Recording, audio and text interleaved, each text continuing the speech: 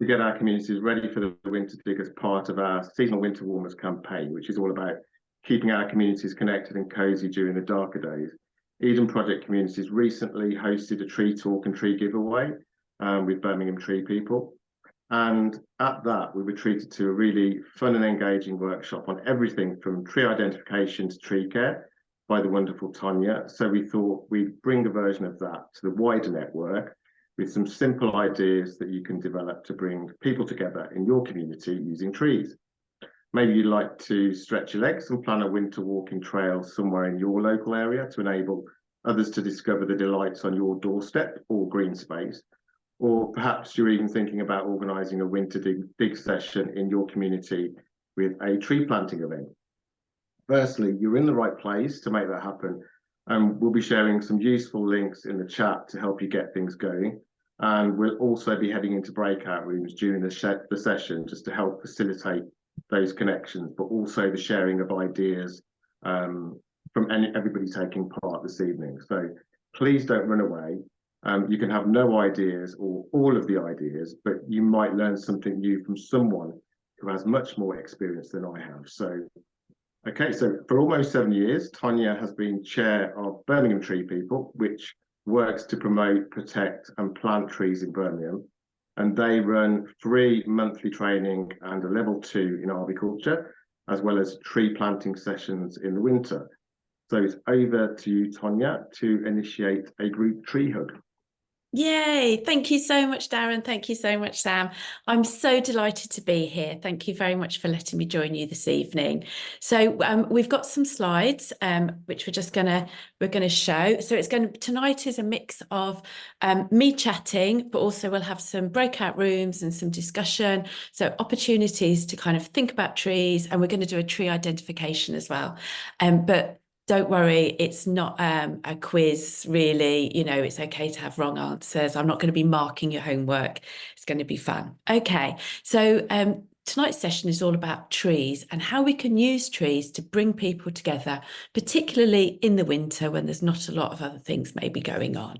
So I get to say, next slide, please. Thanks, Darren. There we are.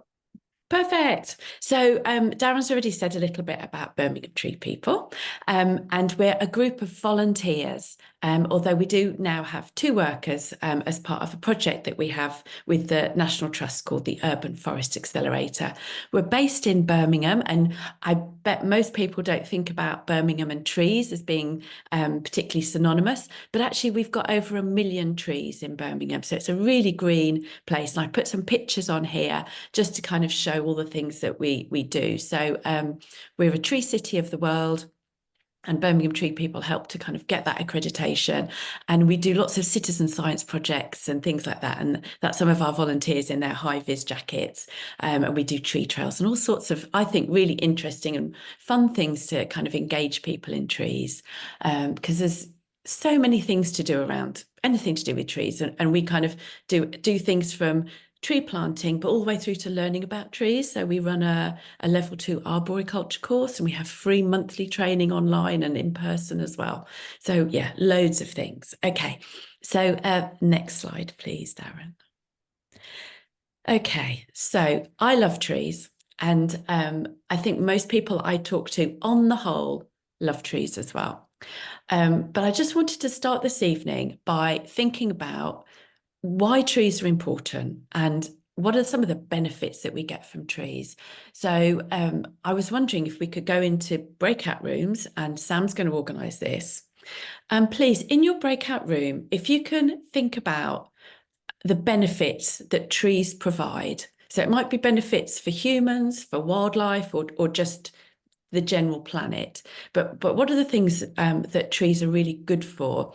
And I think we're going to be about 4 or 5 groups, but if there's somebody in your group who wouldn't mind volunteering to say a couple of the things that you've talked about, that would be really great. So we're going to have 5 minutes in the breakout room, please, and then we'll just do a bit of reporting back. So I think in a second you're going to disappear into a room. Is that right, Sam? Yes, yes. So just thinking about the benefits of trees, please. a way to have a bit of a chat and introduce each other, and think about the benefits of trees. So, group, oh crumbs, I don't know who's in which group. Have I got a volunteer who'd like to feed back? I don't know if you know if you were in group 1 or not. You may not know that. Oh, I can dob the people in room 1 up. So room 1 was Elizabeth, Helen, John, Lorna, and Lucina. Oh, Lucina, would you like to feed back? Maybe not at the moment, because I've got a toddler that wants to go to the toilet, but we've got people all around Birmingham, and John has planted some trees with his community and the children, and we had a chance to talk about mental health and the difference for me, personally, having trees, and a lot of people have taken down modernising their gardens and taking trees down. And the lady spoke about how it helped with mental health and just being out and around, and where the trees are in her area is along the stream as well, and it's just positive understandings of trees, and the vibe. Shall I say vibe? Yeah, absolutely. Yeah. That sounds beautiful. Yeah. Anybody from any of the other groups? Group 2, is there somebody who wants to feed back? I offered to report back, Anna. Oh, fantastic. Yeah. Lovely. So we had lots. I think we got up to about 9 or 10, and everyone contributed. So the first one we had was carbon sequestration and air quality. Yeah. Second was providing animals with habitats. The third one we had providing shade for us and cooling in hot summers. Yeah. The fourth we had prevention of flooding. Yes. The fifth we had improvement in soil health from all the leaves dropping in the humus, and yes. And then we had some more interesting sort of psychology, mental health ones. They teach us about life. They remind us of the circle of life, and they provide opportunities to bathe in a forest and benefit from that, and connection and linking us firmly with earth. So mental health. And they provide timber, as much as we hate them being cut down. Yeah. And someone mentioned that the dry twigs form marvelous firewood. The ash provides fertilizer, back again in the circle of life. And they provide us with fruit and nuts and food. And then someone mentioned right at the end, shelter for plants, woodland plants. They wouldn't survive without the trees above them. And then we finished. Fantastic. Gosh, that is really comprehensive. That's brilliant. Yeah. And a really wide range of things, isn't it? Is there anybody from any of the other groups who wants to feed back on anything that maybe hasn't been covered already? One of the things we talked about was the importance of like education, and how like children will learn better if their classrooms are either out in or overlooking green spaces with trees, and also like climbing trees, you learn about risk, and you know it's can be like a green gym. We also talked about that study from the 1980s about how patients in hospital wards looking over green spaces and trees recover quicker and need less pain relief than patients overlooking brick walls. Yeah, absolutely. There's some brilliant ones there. Thank you. Darren, could you go on to the next slide, please? So you're absolutely right. I mean, there's just so many different benefits of trees, and this kind of poster is available on the internet, but it's from Treeconomics, who do a lot of work around tree benefits, and this thing called ecosystem services, which is where you try and quantify the benefits that trees provide. So whether that's, as been mentioned, air pollution or filtering water. But also they increase the value of properties near to them by 10%. They slow down traffic. So if you have roads with lots of trees that meet at the top, traffic slows down because people think they're in a tunnel. There are just so many fantastic benefits. And you've mentioned, you know, the benefits for us as humans in our day-to-day life, whether it's about our mental health, our physical health, about being in nature, but also, as you've mentioned, all the benefits to wildlife and to the ecosystems and to the soil, and also just to the planet as a whole. So obviously, the climate crisis is really important, and trees, as we mentioned, sequestrate carbon, which means they lock up carbon. So every bit of a tree is carbon, and it locks it up there. Unfortunately, there's not enough land on the planet to plant enough trees to suck up all the carbon that we produce every year, which is why we also have to reduce the amount of car journeys and look at other ways of reducing our energy use. But yeah, trees are definitely part of the one of the things that we can do to keep temperatures down.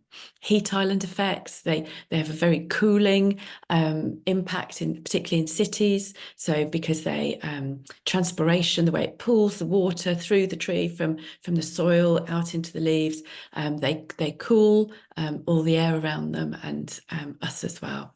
So fantastic, loads of really good benefits of trees. So if anybody says to you, oh gosh, trees, they're such a pain, they just drop leaves all over my car, you know exactly all the other things you can say to them. Yes, they may drop leaves. Make leaf mold. Do you know, it's a bit like if you've got lemons, make lemonade. If you've got trees on your path, make leaf mold, you know, that you can just turn them into positives. So that's brilliant. And thank you for all those great suggestions. Okay, so next slide, please, Darren. So I think most people are generally interested in trees, but I think there's some kind of key moments that we've got really where we can take the opportunity to really get people involved in trees. And I think you might want to put in the chat about any things that you've noticed when trees are particularly important to you. You might want to think about, so that might be points in somebody's life, and think about times when trees are important during the year. Have a think about that as well. And I've just added, are children interested in trees? And I really loved, Charlie, when you said about children climbing trees, because that whole thing about risk and nature is so important, isn't it? And I can talk about this all night, so I mustn't, but there was a study done in London, and it was a primary school, that for the first time put in some quite active play equipment. And the parents were complaining because some of the children fell off this play equipment and broke bones or got bruised. And the head teacher said, I'm not getting rid of the play equipment, it's because the children haven't ever played on it. So they don't know about risk. They don't know about how much they can do. So I just thought that was fascinating. And yeah, I know, you know, we don't want children getting their bones broken, but having this whole thing about just trying new things, isn't it? And that's the wonderful thing about being in nature and being around trees. So there's a lovely quote from Sir David Attenborough who says, no one will protect what they don't care about, and no one will care about what they have never experienced. And I think there's a real onus on us to try and involve children as much as possible in trees and outdoor activities. And I'm just looking in the chat, and there's just loads of lovely ideas coming in here as well. So about autumn colours, and the lovely thing about trees is being an example and symbol of hope. And I've seen that some people have like wishing trees where you put your hope, write it down and put it on a tree. Harvest time, so many lovely things, whether it's apples or pears or cherries or whatever, whether it's making cider or applesauce or whatever it is, just so lovely to do. I love it. Somebody's been doing work with schools and tree planting. Said, I love being an eco warrior. Yes, so do I. Perfect. And about commemorating as well. Actually, Darren, would you mind going on to the next slide, please? So I've got some ideas here of other times, and there's just some times when I think, and you've mentioned some of them. Somebody's saying about cherry on their lawn. And in places like Japan, they've got Hanami, which is the spring cherry festival, and it's just so beautiful, and everybody comes out for it, and on the national news, and how lovely that people want to be involved. Somebody said about a place to grieve, and there are quite a few places where you can plant memorial trees and have a plaque or a sign on them. You might find a local botanical garden does it, and I think the Heart of England Forest does it as well. Oh, somebody said they plant an acorn when a new baby is born in the family. That's lovely. Yes, absolutely. And planting orchards as well. Walking in the forest, admiring. Oh, we're going to come on a bit about that as well. Oh, lovely. I love the ideas. I've also, I think there's lots of things that we can do around art, and whether it's about children or even us as part of being in the forest, being in woodland, whether it's taking photographs or the next slide has got some other things you can do, but yeah, planting trees, that's definitely something you can do. Now, tree planting season is typically November through to March. Most people plant their trees kind of December, January, kind of February time.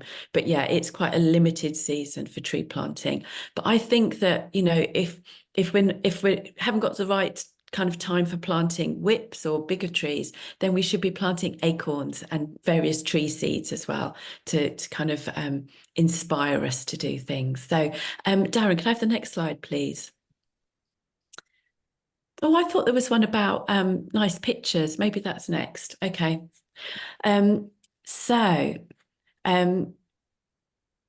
Hopefully one of the things that we can do. Oh, Dan, would you mind going back one and just seeing if there's one about examples of tree activities? No. Okay, next one. Thank you. So one of the things that we can do is organise a winter walking trail. So I'd really ask if you in your communities and with your groups can think about things to do with trees, and you've put in the chat loads of really lovely ideas. And one of the things that we can do is organise a winter walking trail. And I don't want people to be put off to think that you can only do this if you've got woodland or a big park. I think there's lots of places in cities and towns where we just need to think about where the nature is. And for me, I live in fairly central Birmingham, but we have lots of street trees, and we have hedgerows, and we have front gardens as well as parks. And so I really want to have a think about where could you go? So where you are at the moment, if you just kind of picture, you've got your group of people or your family, or I'm going to be really cheeky and say, if you've got a birthday party coming up, don't have a traditional birthday party. Take people out for a nature walk, or do an outdoor nature art event with trees or something. I'm a big advocate on let's just take over events that have already been organised, birthday parties, something at Christmas maybe, and let's get people out doing things in nature and doing things with trees. So these are sorts of things that you can think about. So it's not just, you don't have to be in a proper big woodland or a forest or anything like that. We can do this sort of thing in cities. So Darren, can I have the next slide, please? Yeah, just picking up on activities that you can do around trees. And you talked about Hanami, the blossom festival. So, you know, in just a few simple steps, we've made it really easy for you to create this community nature trail that helps more people enjoy and appreciate the nature spaces on their doorstep. So you could decide what local nature treasures you want on that route. You could highlight anything from pollinator pit stops to earth-friendly eateries, which can all be plotted on a community nature trail. So Sam's going to share some of that in the chat with you now. And yeah, so go on to the next slide. Thank you. Yeah, so whatever it is that you're planning to do, whether you're focusing on pollinators or trees or anything else, if you just have a think about some of these things when you're organising it. So how long is the walk going to be? So it helps if you kind of bear in mind who your group is that you're hoping to attract. So if you're thinking about maybe it's older people, you need to just think about the terrain that you're going to be on. You know, is it easily accessible? If somebody's in a wheelchair, can they come along? How long is the walk going to be? So just think about people's walking speeds. I mean, typically I can walk 3 miles in about an hour.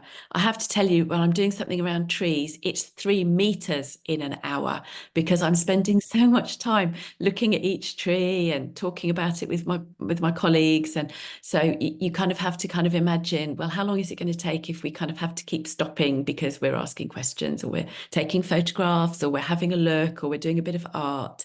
So just kind of bear that in mind a little bit. Thinking about, like who it's going to be. Is it for families? So what will the children do along the trail? Is it suitable for all different like buggies and all sorts of things? And then the other thing is to think, are there any points of interest along the way? So it might be, I've put some photos of like, there might be some ruins or something that you're going to walk to, or the bandstand, or a lake, or a fitness trail, or something like that, where you know, you can kind of get there and then it's a chance for people to have a sit down and a natter, or just to kind of have it as the point where, right, we finished and then we need to kind of come back. Personally, I like circular trails, but I know that that's not always possible. But things do usually look different kind of on the way back. And if you're thinking about planning one of these trails, you think about the things that we're going to see on the way out, and then the things that we can see on the way back as well. So loads of kind of different things that you can do. Can I have the next slide, please? So have a think about activities, and you've spoken a lot about mental health, and I think that's a really good opportunity in a winter walking trail to build in some mindfulness. And there's a Japanese thing called shirin-yoku, which is forest bathing. And it's all about just being in woodland. It doesn't have to be a forest. In Japan, the doctors prescribe it for you. And they might give you some activities, but it would be around sitting under a tree and being quiet and still. And it's about noticing. And I think it's not really taken off here so much, but it's definitely something I think all of us, well, maybe all of us, kind of intrinsically know. When we go into woodland, you do feel, well, I certainly feel a bit more peaceful, happy to go a bit more slowly, looking at things, really enjoying being there. And I think some of this is possibly, there's two things. I think one is kind of our evolution, kind of that bit of our Neanderthal and our ancient human bit of us, where you've got woodland, it means that you've got firewood, you've got shelter, you've possibly got food from animals. So it feels like a very safe space. I think the other thing, though, is trees produce chemicals, volatile organic compounds, as a way of defending themselves against predators. So usually against insects, bacteria, fungi, and viruses. And these chemicals actually kill insects. So you'll know about maybe cedarwood as being something that produces chemicals against moths, which is why it used to be you'd have your wardrobe was made out of cedarwood because it repelled moths. But these things produce chemicals, and the chemicals usually slow down an insect's metabolism. But with little insects, it's the point of death. But obviously, those chemicals they just slow us down a little bit. It's very calming. And when you think about frankincense and incense and these sorts of kind of lovely kind of aromatherapy, I guess it is kind of chemicals. A lot of them are from trees, and it's a way that they defend themselves against pests and diseases. I guess the reason that trees have to do this is because trees can't move. And I know that sounds like really super obvious, but obviously for an animal, if they're being attacked, they run away. but obviously a tree, when it's being attacked, it just has to just stand there. So over kind of 3.5 billion years, they've evolved all these like really amazing defenses against insects and other predators. So here on this slide are some lovely ideas. So Andrew Goldsworthy is an artist who does a lot of art in nature, and you know, it's a really lovely thing to do. You don't really need any resources when you go out. You can use leaves or sticks or acorns or whatever you find around the trees, you can use those. During COVID as well, there were people in some of the cities who were using chalk to write the names of the trees, the street trees, on the pavements. So, you know, that's something else that could be done. It will wash away and not, you know, not hurting anything. But yeah, just to, even in a city, you can still have a bit of art and a bit of mindfulness as well. But yeah, there's some kind of arty ideas, because I think, yeah, the whole mental health thing is really so super important, and especially for children, I think getting them involved in kind of doing bits of creativity is really lovely as well. Yeah. What I find fascinating is the way that trees can work together in like a community, can't they? So we can learn a lot from that, you know, the wood wide web and how they communicate through the roots using the hyphae and the fungi, and incredible, Yeah, incredible support network, isn't it, really? it really is. There's some really lovely, I've got her book. It's called The Mother Tree. Oh, I can't remember her name. Scientist Suzanne Simard. And she talks about the wood wide web. And you're right, Darren. Trees are so super amazing. It's the mycelium from the fungi of the trees. They all link together, and they swap food. They swap carbohydrates. So the fungi kind of pull in nutrients that the tree finds difficult to pull in and gives it to the tree, and in return they get carbohydrates from the tree. But there's also this thing about how trees will speak to each other, whether it's pheromones or through the mycelium network, so that if one tree is being attacked by a predator, it will produce a defense response chemical, but so will other trees that have not yet been attacked. And I think we really underestimate just how complex trees as organisms and communities really are. Yeah, you're absolutely right. And in the chat, Angela said about James Brunt doing work with outdoor art, but kind of for groups as well. So thanks for that. That's really good.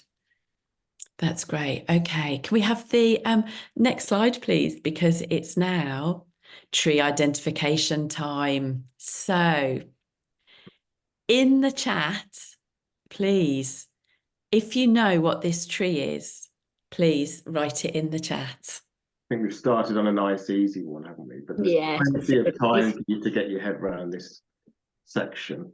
Okay, does anybody know the Latin for this tree? Ilex. Yes. Yes, absolutely. So we've got holly. We've got somebody saying holly female. Absolutely, absolutely.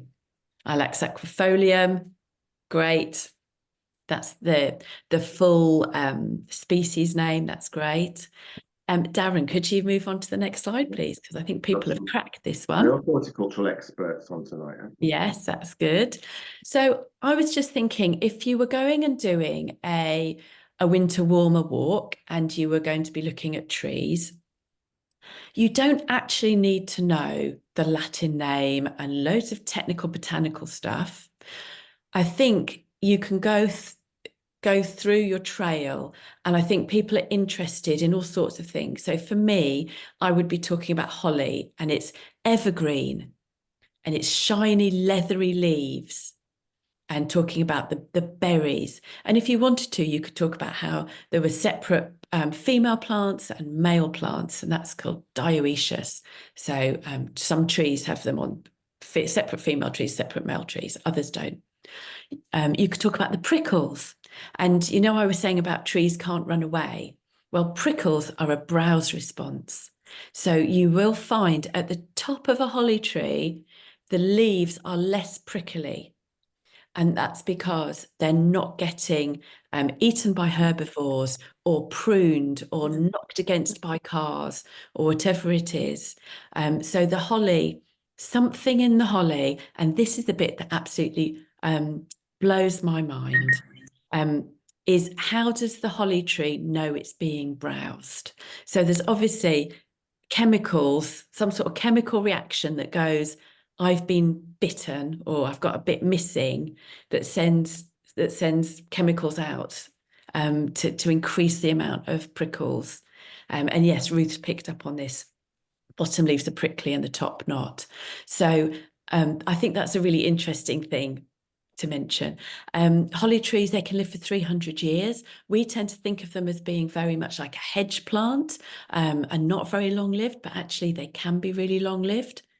And the wood is good for making walking sticks. So if anybody has walking sticks, that's what they're good for. So, I mean, there's some of the things that you can talk about.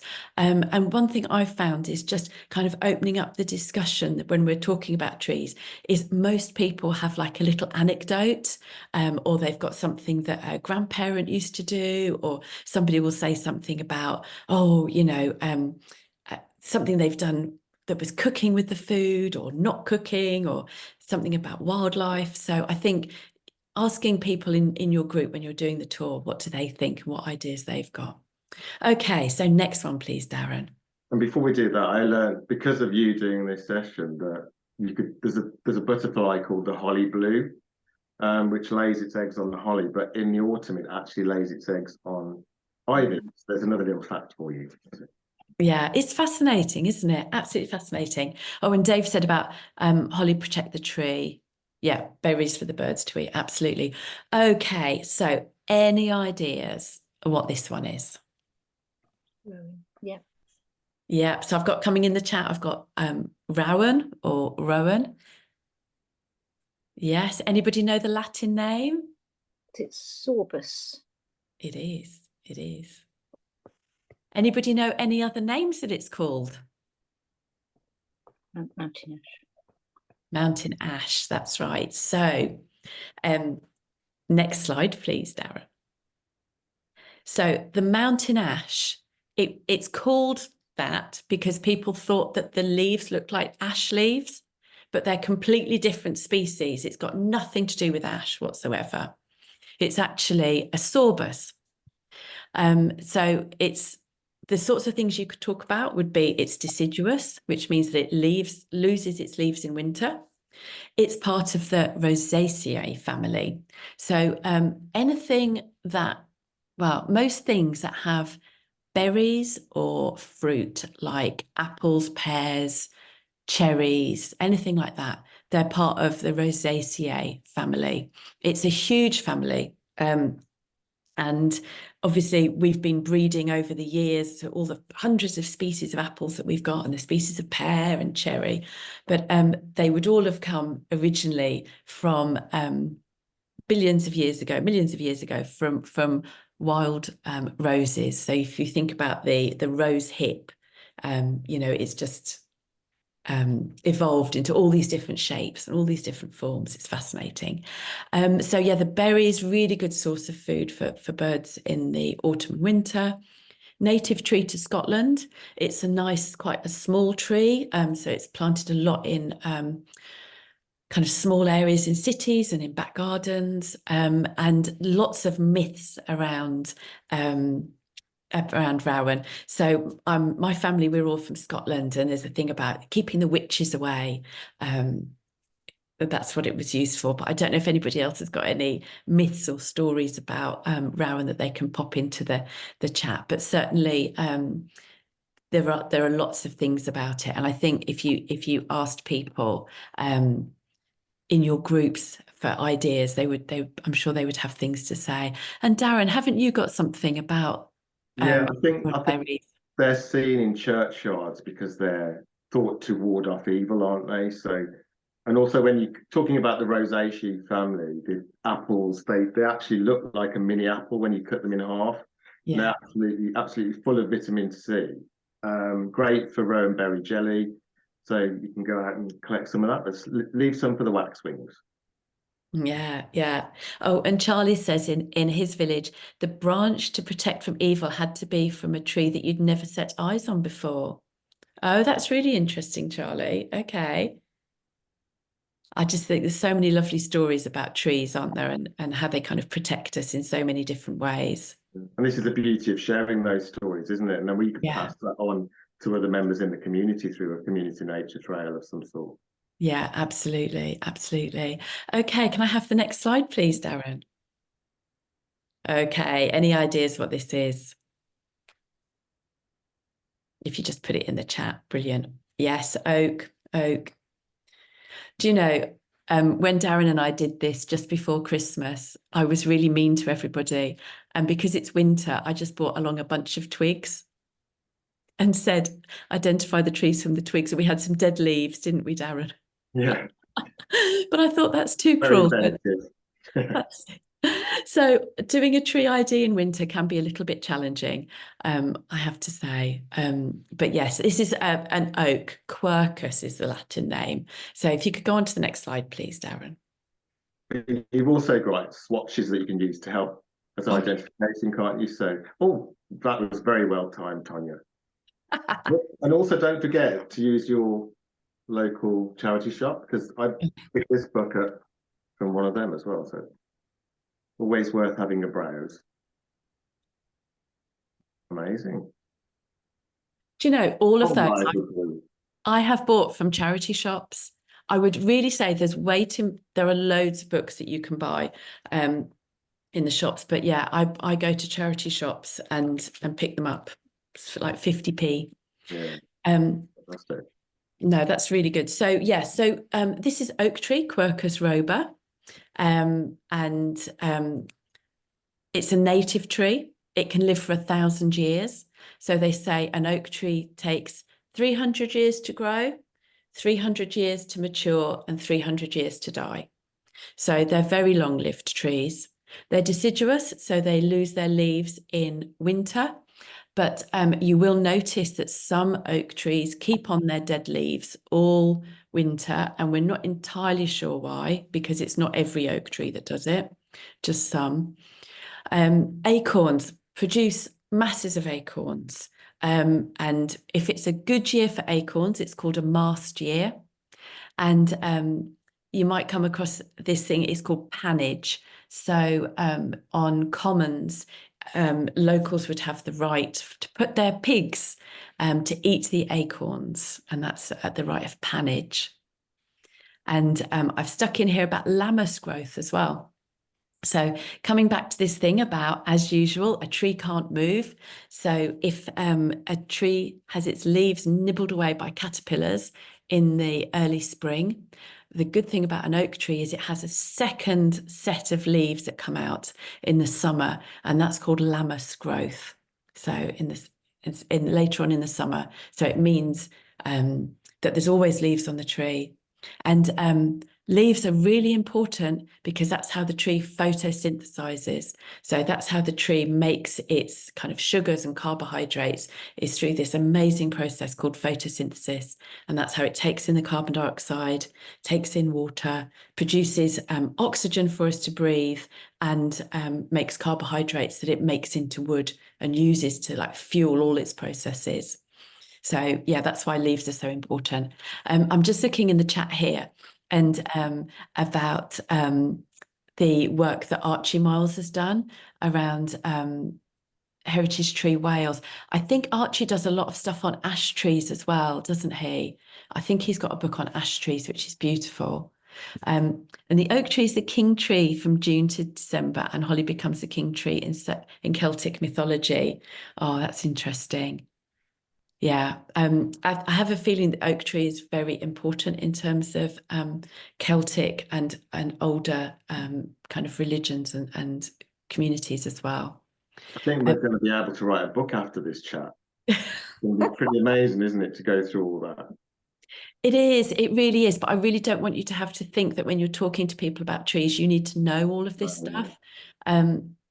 I've finished my level 2 in arboriculture, and so I am a bit of a kind of I do tend to talk a bit too much about it, but there's lots of information out there, and there's also loads of good stuff on YouTube as well, and on the internet, just where you can pick up. The Woodland Trust actually has really good pages on each native tree, so you can just maybe print those off and read them as you're going around your trail. Okay, can I have the next slide, please, Darren? Okay, what's this one? Oh, that was quick off the mark. Lime. Yes, lime tree. Oh, I'm just looking in the chat. Safi, do you want to say, if you're happy to, what the Ogham is? Perhaps use your name to see which trees spell your name. Oh, I see. So, okay. It's an ancient system of language, written language around trees, but it's quite fun because you can look it up online, and each tree has like a letter of the alphabet, so you could look what trees, for instance, attach to your name. So yeah. Oh gosh, that's so new to me. Thank you for that. I'm going to go and look that up. That's brilliant. Thanks, Thank you. No, that's really good. Yep. So Tilia is the Latin name. A lot of the street trees are Tilia ex Europea, and the X is to show it's a cross. Okay. So next slide, please, Darren. So this is a lime tree. It's a very common street tree in most cities. It's deciduous, so it loses its leaves in winter. I've put here black fungus, aphids, ants. So a lot of people don't like lime trees because they say that their car underneath the tree gets covered in black fungus. And that's because ants are farming aphids on the leaves, because aphids, like they suck into the phloem of the tree, and they get out all the lovely sugary sap, and the aphids kind of produce a nectar, a sugary solution, and that falls onto the car, and then the black fungus lives on the sugary solution on the car. So if you've got black fungus on your car, put ant powder around your trees. It's bizarre, isn't it? It's a whole ecosystem going on there. So it's never what you think it is. I've put lime wood, really good for carving. If anybody's interested in like old buildings and stuff, there was Grinling Gibbons did a lot of wood carving, and he used lime wood because it's really good for getting in lots of detail. And there's lime blossom herbal tea from the white fragrant flowers as well.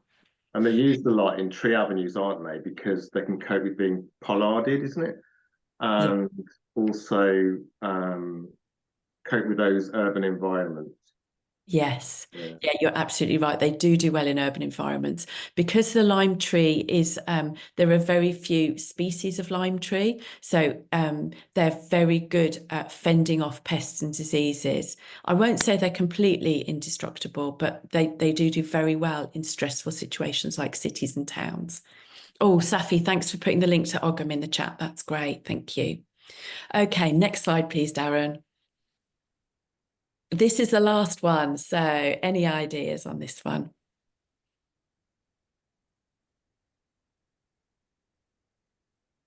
Common name or the Latin? Oh, Lorna's saying don't kill ants. Yes, absolutely.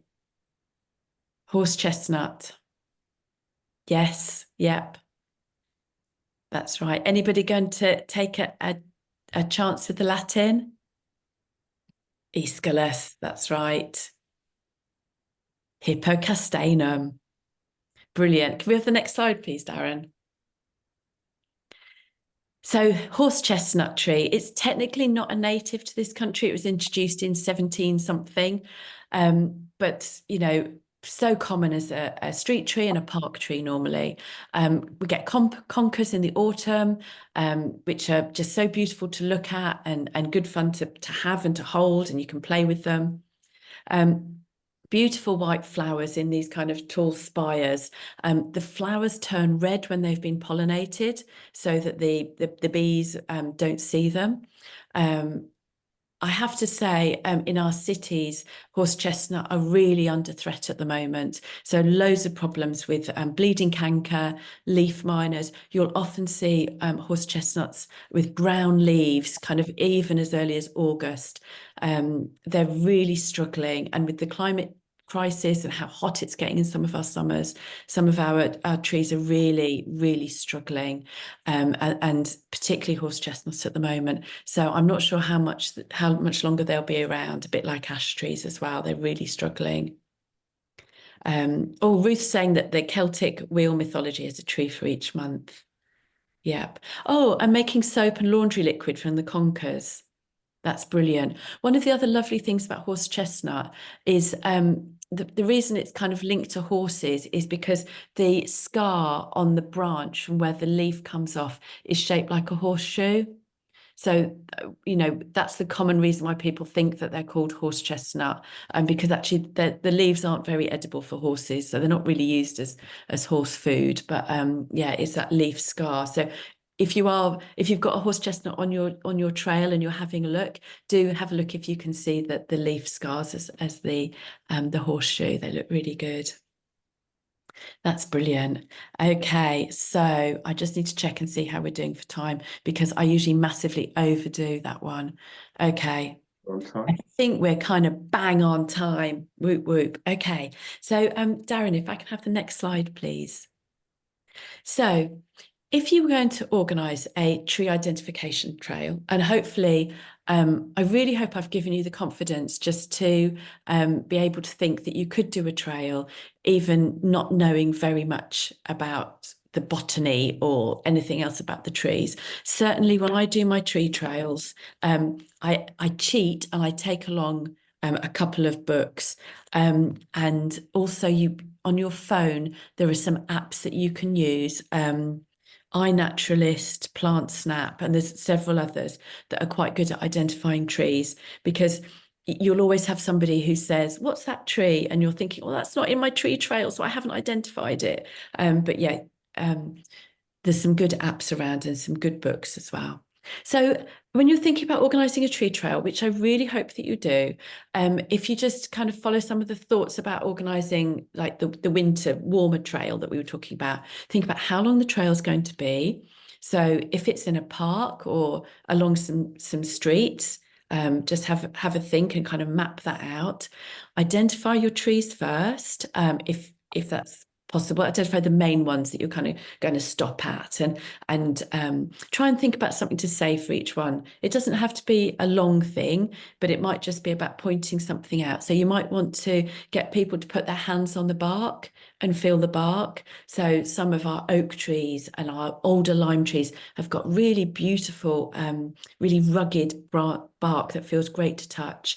I'm a big one for smelling trees. Okay, so that's my private passion. So I love the way that trees smell.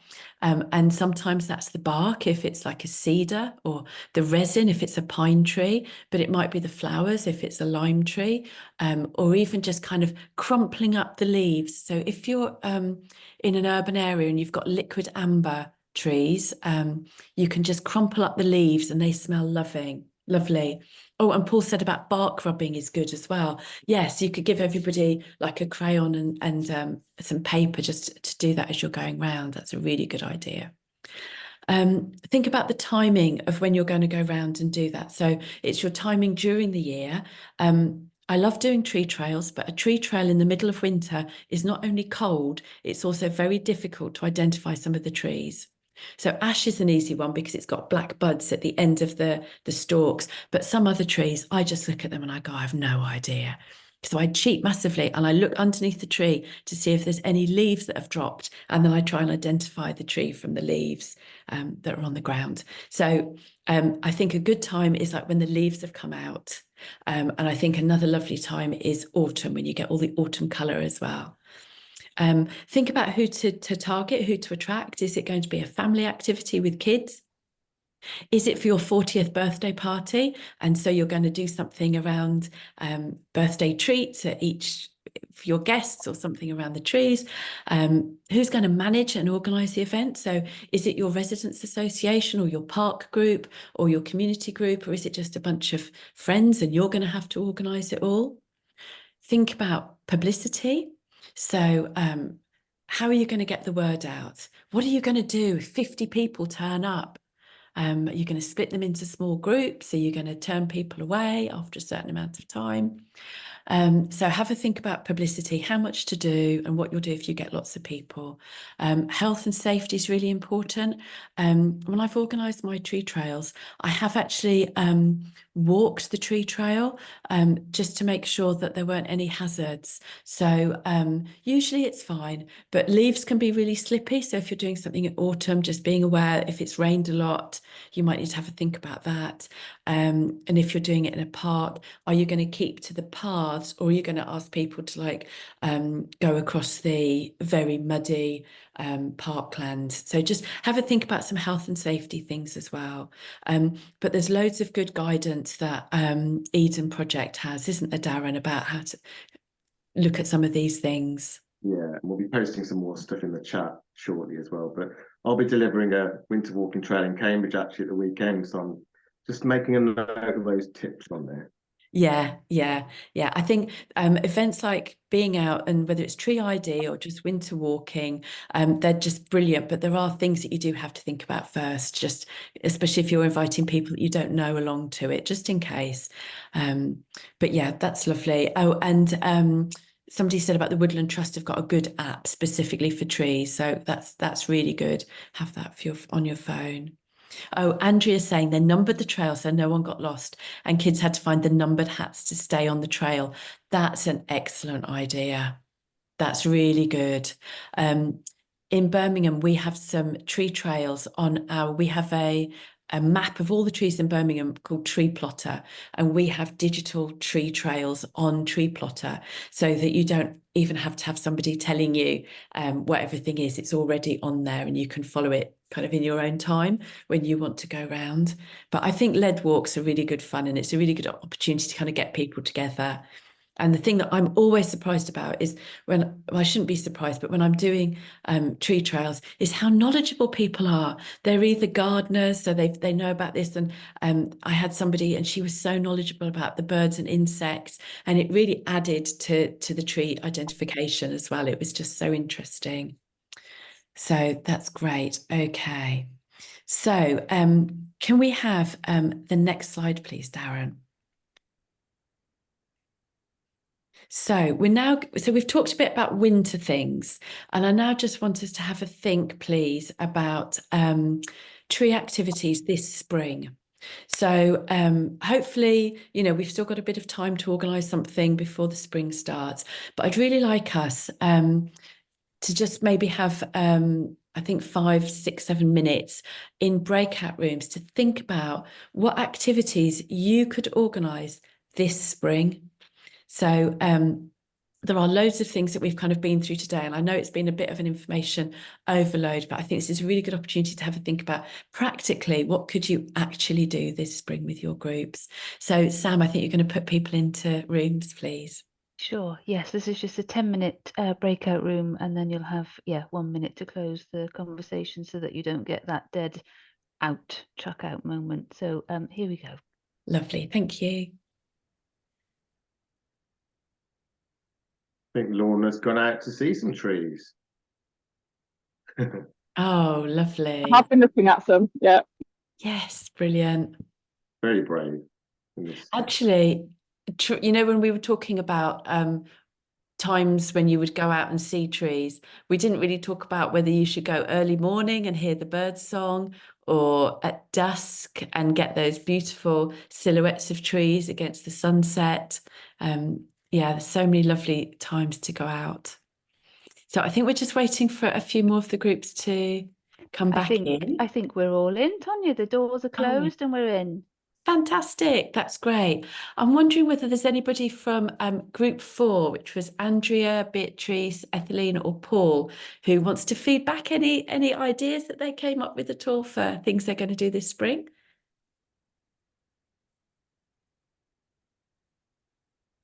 Is there anybody who wants to feedback? Was that our group? I think that might have been our group. Yes, it Oh. could be. Okay. We mainly talked about doing things like sort of early years community engagement was the main thing we talked about, and telling stories through trees and trying to get people involved in that side of it. But there was people from like community gardens and things like that. So Lovely. things that started off looking after people with dementia or older people. So there was a bit of an interest in, you know, telling the life cycle of trees by mixing up activities for different generations and getting young people and old people together to do things, and finding the old trees, finding the younger trees of the same species and that kind of thing. Oh, that's a lovely idea. That's a lovely idea. So that sounds great. Did anybody in your group kind of say, yes, I will organise something this March or this April? I'm getting a nodding head there. Do you want to say what you're organising? Oh, I think you're on mute. Oh, Andrew, you're on mute.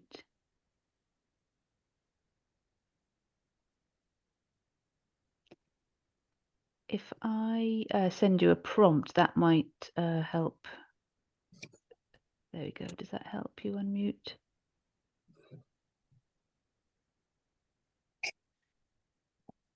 Sorry, yeah, no, Hey. I had 50 fruit trees coming because of the cost of living. The funding for the schools had been cancelled, so we were getting 50 trees that were supposed to be planted on Friday. And unfortunately, the guys let us down, so it's going to be now October.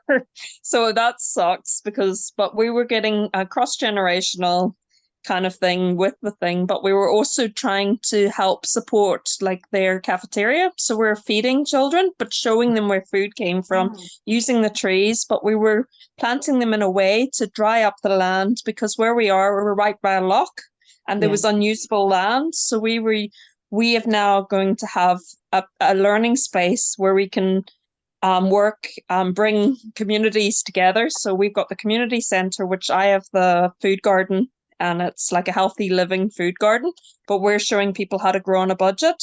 And we're going to do workshops with the school and social services and neurodiversity. So we're catering to a lot of different needs and service users that for their mental health. But I wanted stuff that we could cross, you know, to lots of different people. So my background is early years. So I'm really passionate about trying to show get older generation to show how big the trees were when they were young to then when it's and also planting with the children or on special occasions so that they'll always have something to look back on. And also measuring trees. I think that was something I was going to do at my planting event. We're going to get the kids to measure out the things, but I wanted the school to each have the Eco Commission was coming. So one child in every class, and we were giving a tree to each class. So they were going to start measuring and have like competition to see which trees grew, but also using it within the curriculum. So we were going to basically cover like maths for the measurements, data collection, pie charts, but we're also like video blogging. We're using it in art, just loads of different ideas. So that's kind of where my kind of group went. That sounds brilliant. That sounds really good. And it's frustrating that you've got the delay, but yeah, I'm really sad. Yeah, but you can now use that time as an opportunity to share everything you've learned from everyone on here tonight as well, and also prepare the children for that tree care that they're going to need to know about to make that positive impact and hopefully become custodians of our forests in the future. So well, we've got they've got polytunnels and grow beds, so we're still going to be growing with the children and starting their gardening clubs up still. And then I've been doing self-sufficient sustainable startups, so I'm going away to we have like a no waste product where we use the bedding of recycled egg cartons from a social farm that employs like additional needs people, and it's like no waste products. So I use that to grow in. We have no budget. We weren't funded. I just self-funded this because it was just a thing that wasn't being used like the schools. So that's what we're trying to do. But anyway, I'll let you get on because it's getting Brilliant. late. No, it's really, Amazing. Yeah, very really inspiring. exciting. Thanks for sharing that, Andrea. yeah, no, thank you. Is there anybody else? Is there anybody from room 3? That was Angela, Charlie, Dave, or DF Gendel, who has an event that they're going to be organising this spring? Well, I've been looking into it. I'd like to do a tree walk. I live right next to a National Trust properties near Bodmin, so that's a very fascinating place. So I could probably do it there. Or also, I live right next door to a place where they I've got a footpaths and walks now that they've set up after doing a lot of road rebuilding and juggling around, and maybe possibly looking at if I can do some planting some oak trees in with permission, because as a musician, and I used to play piano, and I love wood and I like musical instruments, so yeah, it's another thing of thinking about workshops as well. Yeah, Coming off that, looking at trees, and what sort of woods are sustainable that we could use to make musical instruments, and maybe bring on local schools. Yeah, I think that's a lovely idea. And we haven't talked about sound much. We've talked about, touch and smell, but obviously sound is really important with trees and making musical instruments out of them, whether it's just 2 sticks knocking together or actually building a beautiful violin. Yeah, absolutely. Thank you. Well, as a kid, I used a xylophone and maracas and things like that, and so wooden objects with musical sound, I think it's very good for young people to learn, how to make noises from it. Yeah, absolutely, that's right. So some really lovely ideas, and thank you so much to people who are putting ideas in the chat as well for things that they're going to do. It's really inspiring. Darren, you've got some things, some activities. Yeah, and Dave gave me a perfect segue into my next section, because he was talking about the National Trust, and they're actually they've created an annual festival, Blossom, which will be launching on the 21st of March. Yeah. And that's running for approximately 6 weeks until May. So Sam's going to be posting the Blossom Toolkit in the chat. So that's to help inspire you to organise something Blossom related in your neighbourhood with the local community. So this would perhaps be the perfect opportunity to have a Blossom Big Lunch and connect your community under the canopy of your favourite tree. And Sam will be posting more about that in the chat for you to have a look at later. Yeah. No, that's great. It's lovely, and the blossom is so lovely, and I think really good to get people out and enjoy it. Definitely. Darren, can we have the next slide, please? So we're kind of finishing up now, but I just wanted to kind of let you know about there's loads of resources and support out there. So we've mentioned already the Woodland Trust. They've got so many resources online. Tree Council does a lot of work as well, particularly with schools. Kind of internationally, there's the Arbor Day Foundation. They've got a lot of information too. And in the UK, we have Forest Research, who, if you want to get kind of really techie about the kind of the biology and the botany of trees, they've got lots of information there as well. So they're definitely worth looking at. And I've put the Birmingham Tree People website on there as well, if you wanted to look at some of the things that we're doing.